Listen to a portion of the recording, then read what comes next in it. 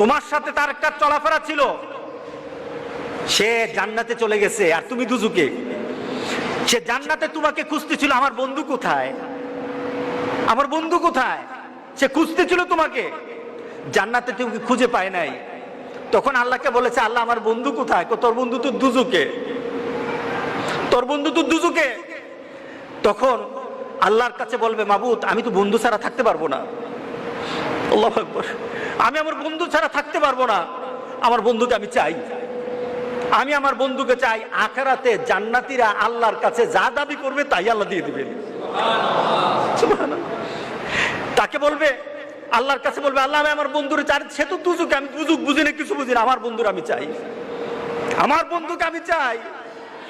আল্লাহ বলবে, এই সে তো আর তার বন্ধুরে ছাড়া থাকবে না, সে তো অস্থির হয়ে গেছে, আনান আমার জান্নাতীদেরকে আগে খুশি কর, আমার জান্নাতেরই খুশি কর।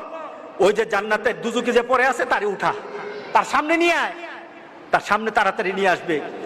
তখন সে চিন্তা কর, তখন ফেরেশতাদেরকে বলবে, আমাকে কে আনলো, কে আনলো? সে প্রশ্ন করবে, আমাকে কে আনলো?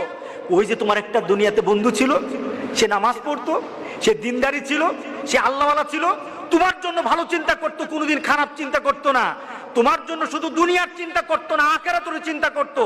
সে দুনিয়ার চিন্তা করে তোমাকে বন্ধু পেয়েছে, আখিরাতে তোমাকে বন্ধু পেয়ে সেখানে পাওয়ার জন্য কথা বলেছে। আল্লাহ সুবহানাহু